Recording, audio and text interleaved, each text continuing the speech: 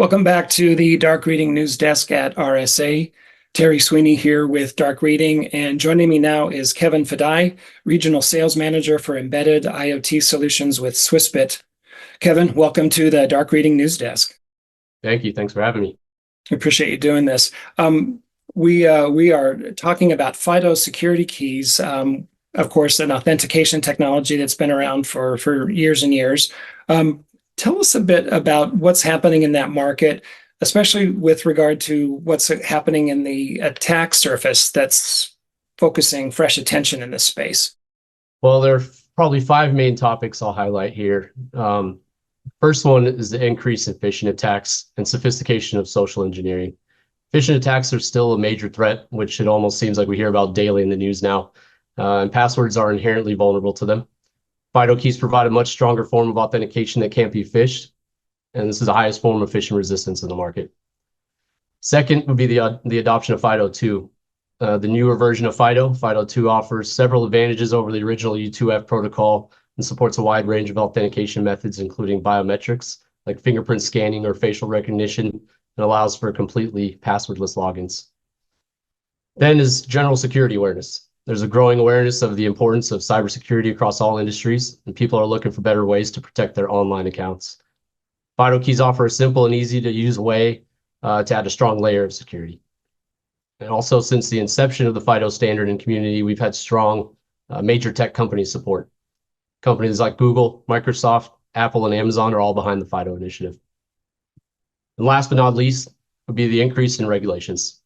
PSD2 and NIS2 directive in Europe, which require multi-factor authentication, MFA, in connection with IT systems for access control. And the NIST publication 800-63B recommends strong authentication methods, which includes also the FIDO standard. That's really helpful context. So if we're designing a gold standard for authentication, can you talk about some of the essential capabilities, the critical standards, say other key features that we'd expect to see there? Well, in terms of the capabilities first, multi-factor authentication requires at least two different factors to verify a user's identity. This could include something the user knows, like a password, something they have, security key, or something they are, like a fingerprint. So FIDO 2 excels in this area. Then that authentication needs to be phishing resistant, of course. The technology shouldn't be vulnerable to phishing attacks where attackers trick users into revealing their credentials on fake login pages. FIDO keys are strong in this regard because they don't rely solely on passwords. And in addition, authentication apps on cell phones as an alternative are not 100% phishing resistant.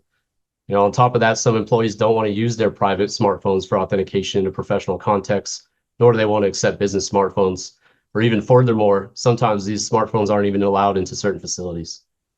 So apart from the fact that this purchase usually requires major investments and is not sustainable solution because of rapid model changes and IT updates that are required, FIDO tokens could be a much better, more economical solution. Kevin, it strikes me that security, especially in operational technology environments, OT, for those of us in the industry, has obviously emerged as a huge threat vector for lots of organizations around the world, especially given their broad connection to critical infrastructure. Help us better understand the authentication urgency in that particular sector. Well, first, what we know about the industry is that it relies mainly on legacy systems and inherent weak authentication. So OT systems like industrial control systems, supervisory control, and data acquisition systems, which are SCADA, and programmable logic controllers, PLCs, often rely on legacy protocols and weak authentication methods, like default passwords or simple password schemes. So these are easily compromised by attackers. Then there's increased connectivity and attack surface. Traditionally, OT systems were isolated from IT networks or air-gapped for security. However, with the rise of industrial IoT and remote management, OT systems are becoming increasingly connected, which only expands the attack surface for hackers. Then we continue to learn about severe consequences of breaches, of course. Breaches in OT systems can have devastating consequences. Hackers could disrupt critical infrastructure operations, cause physical harm, or even lead to environmental damage. So we need to focus on strong authentication. Authentication is essential for securing these OT systems, and traditional password-based methods aren't sufficient any longer. And this is why strong authentication is crucial. It mitigates insider threats, prevents remote attacks and improves overall security posture.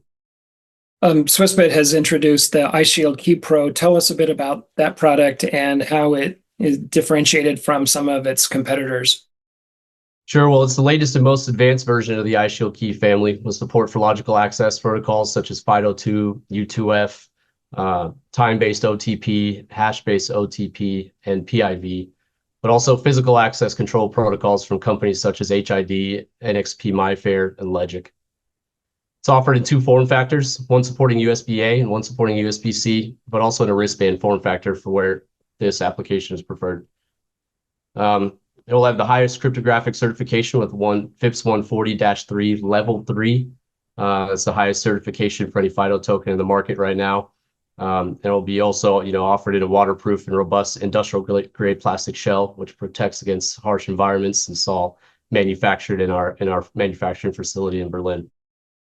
Swissbit has also been playing up the new user experience aspect of the new iShield Key Pro.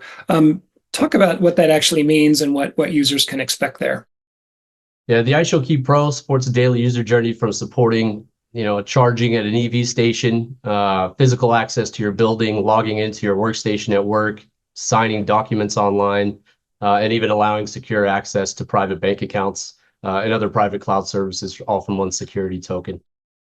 I'm also curious about what happens as the FIDO2 standard evolves and new use cases emerge. Can you talk a bit how the iShield Key Pro ensures compatibility with future versions of the standard, and just how we can avoid being left with a case full of dongles that no longer meet the standards? Yeah, well, first it's open standards, right? So FIDO2 is based on open standards, ensuring broad industry adoption and interoperability with various platforms and devices. So this means the core functionalities of the iShield Key Pro for FIDO2 and U2F are less likely to become obsolete. And Swissbit's track record, of course, is such that it has a reputation for staying updated or even leading with industry standards. So we're a member of the FIDO Alliance and participating in shaping the future of FIDO technologies. We'll update and enhance our products with the FIDO2 standard as being part of the FIDO Alliance, and also customer feedback. Leading